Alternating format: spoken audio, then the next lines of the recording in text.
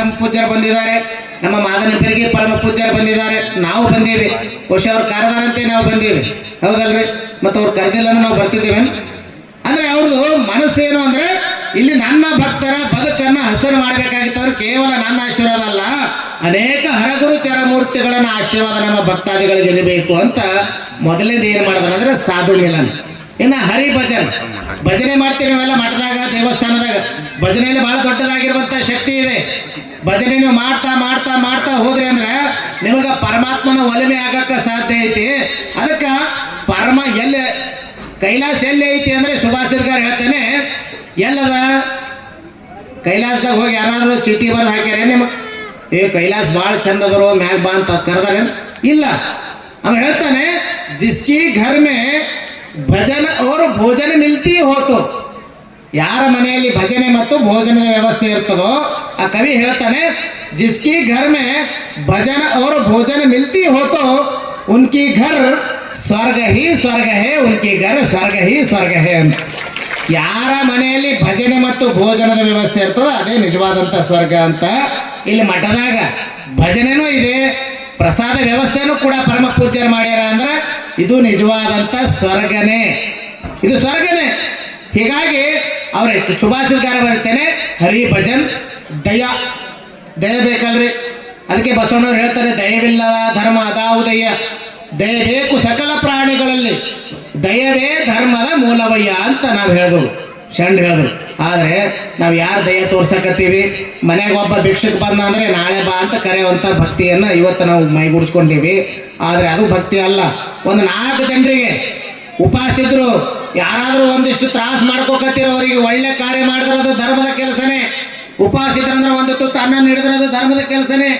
ಅಥವಾ ಯಾರಾದರೂ ಕಷ್ಟ ಕಾರ್ಪಣ್ಯಗಳಿದ್ರಂದ್ರೆ ಅವರಿಗೆ ಒಳ್ಳೆಯ ಮಾತುಗಳನ್ನಾಡಿ ಅವರ ಮನಸ್ಸನ್ನು ಸರಳವಾಗಿ ಮಾಡ್ಕೊಂಡಿದ್ರು ಕೂಡ ಅದು ಧರ್ಮನೇ. ಧರ್ಮ ಅಂದ್ರೆ ಏನು ಭಾಳ ದೊಡ್ಡದಲ್ಲ, ಒಳ್ಳೆಯದನ್ನು ಮಾಡುವುದಕ್ಕೆ ಧರ್ಮ ಅಂತ ಕರ್ಕೊಂಬಂದ್ರೆ. ಅದಕ್ಕೆ ಧರ್ಮೋ ರಕ್ಷಿತಿ ರಕ್ಷಿತಾಹ. ಯಾರು ಧರ್ಮವನ್ನ ಕಾಪಾಡ್ತಾರ ಅವರನ್ನ ಧರ್ಮ ಕಾಪಾಡ್ತದೆ ಅಂತಕ್ಕಂಥ ಮಾತನ್ನು ಹೇಳ್ಕೊಂಡ್ ಬರ್ತಾರೆ. ಹೀಗಾಗಿ 3ನೇ ರತ್ನ ಯಾವುದು ಅಂದ್ರೆ ದಯ, 4ನೇದು ಧರ್ಮ. ಇವತ್ತು ಹೇಳಿದೀವಲ್ಲ, ಧರ್ಮೋ ರಕ್ಷಿತಿ ರಕ್ಷಿತ. ಧರ್ಮವನ್ನ ನಾವು ಯಾವತ್ತೂ ಕೂಡ ಬಿಡಬಾರ್ದು, ಧರ್ಮ ಬಿಡಬಾರ್ದು. ಮಠಕ್ಕೆ ದಿನನಿತ್ಯ ಬರಬೇಕು, ದರ್ಶನ ಮಾಡ್ಬೇಕು, ಗುರುವಿನ ಸೇವೆ ಮಾಡ್ಬೇಕು. ಗುರುಗಳಿಗೆ ನಾವು ಕಾಣಿಕೆ ಕೊಳ್ಳಕ್ ಆಗಂಗಿಲ್ರಿ ಅಪ್ಪ, ಭಾಳ ಗರೀಬ್ ಇದ್ದೀನಿ ಅಂದ್ರೆ ಗುರುಗಳು ರೊಕ್ಕ ಕೇಳಕತ್ತಿಲ್ಲ ನಿಮಗ. ಏನಾದ್ರೂ ಸೇವೆ ಮಾಡು, ಒಂದಿಷ್ಟು ಜಾಡು ಹೊಡಿ, ಒಂದಿಷ್ಟು ಏನಾದ್ರೂ ಆ ವ್ಯವಸ್ಥೆಯನ್ನು ಮಾಡಿದೆ ಅಂದ್ರೆ ಸಾಕು. ಗುರುಗಳು ಏನ್ ಮಾಡ್ತಾರ, 1 ಕೋಟಿ ರೂಪಾಯಿ ಕೊಟ್ಟವನಿಗೂ ಕೂಡ ಅಷ್ಟೇ ಆಶೀರ್ವಾದ ಮಾಡ್ತಾನ, ಜಾಡು ಹೊಡೆಯವರಿಗೂ ಕೂಡ ಅಷ್ಟೇ ಆಶೀರ್ವಾದ ಮಾಡುವಂತ ಶಕ್ತಿ ಯಾರಲ್ಲಿ ಇರ್ತಾವಂದ್ರೆ ವೇದಿಕೆ ಮೇಲೆ ಕೂತಿರುವಂತ ಎಲ್ಲ ಪರಮ ಪೂಜ್ಯರಿಗೆ. ಇಲ್ಲಿ ಶ್ರೀಮಂತ ಬಡವಂತ ಎಣಿಸುವಂತ ಪರಮ ಪೂಜ್ಯರಲ್ಲ.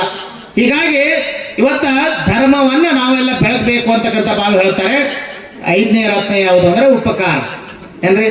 ಪರೋಪಕಾರಾಯ ಫಲಂತಿ ವೃಕ್ಷಾಃ, ಪರೋಪಕಾರಾಯ ದುಹಂತಿ ಗಾವಾಃ, ಪರೋಪಕಾರಾಯ ವಹಂತಿ ನದ್ಯಾಃ, ಪರೋಪಕಾರಾರ್ಥಂ ಇದಂ ಶರೀರಂ. ಈ ಶರೀರ ಬಂದೈತಿ, ಪರರ ಉಪಕಾರನೂ ಮಾಡಲಿಲ್ಲ, ಒಂದಿಷ್ಟು ದಾನ ಮಾಡಲಿಲ್ಲ, ಮಠಕ್ಕೆ ಕಾಣಿಕೆ ಕೊಳ್ಳಲಿಲ್ಲ, ಮಠಕ್ಕೆ ದಾಸೋಗಕ್ಕೆ ನಾವೊಂದಿಷ್ಟು ಕೈ ಜೋಡಿಸಲಿಲ್ಲ, ಗುರುಗಳ ಸೇವೆ ಮಾಡಲಿಲ್ಲ ಅಂದ್ರೆ ಈ ಜನ್ಮ ಬಂದಿದ್ದಕ್ಕೂ ಕೂಡ ವ್ಯರ್ಥನೆ. ಹೀಗಾಗಿ ಬಂದೀವಿ ಅಂದಾಗ ಒಂದಿಷ್ಟು ಸೇವೆ ಮಾಡಬೇಕು, ಒಂದಿಷ್ಟು ತನು ಮನ ಧನದ ಸೇವೆಯನ್ನು ಸಲ್ಲಿಸಿ ಆ ಗುರುಗಳ ಒಂದು ಕೃಪೆಗೆ ನಾವೆಲ್ಲ ಪಾತ್ರ ಆಗಬೇಕು ಅಂತಕ್ಕಂಥ ಭಾವದಿಂದಲೇ ಇದು ಪ್ರವಚನ ಸತ್ಸಂಗ ಪುರಾಣವನ್ನು ಹಚ್ಚಿದ್ದಾರೆ. ಇವತ್ತು ಗುಡ್ಡಾಪುರ ದಾಸೋಗ ದಾನಮ್ಮ ಏನ್ರಿ, ಗುಡ್ಡಾಪುರ ದಾನಮ್ಮ ತಾಯಿ ಅಂದ್ರೆ ಸಾಮಾನ್ಯವಾದಂಥವ್ರಲ್ಲ. ದಾಸೋಗಕ್ಕೆ ಎತ್ತಿದ ಕೈ ಆ ತಾಯಿ. ಯಾವಾಗ ಕಲ್ಯಾಣಕ್ಕೆ ಬರ್ತಾಳೆ ಅವಾಗ ದಾಸೋಗ ನಡೀತದೆ. ಕಲ್ಯಾಣದಲ್ಲಿ ದಾನ ದಾಸೋಗ ನಡೀತಾ ಗುಡ್ಡಾಪುರ ದಾಸೋಗ ದಾನಮ್ಮ ಅಂತ ಹೆಸರು ಬಂತು. ಅಂತ ಒಂದು ದಾಸೋಗ ದಾನಮ್ಮನ ಒಂದು ಪುರಾಣವನ್ನು ನೀವೆಲ್ಲ ಕೇಳಕತ್ತೀರಿ. ಬಹುಶಃ ಈ ಪುರಾಣ ಎಲ್ಲರ ಸಿಕ್ತಿತ್ತೇನ್ರಿ?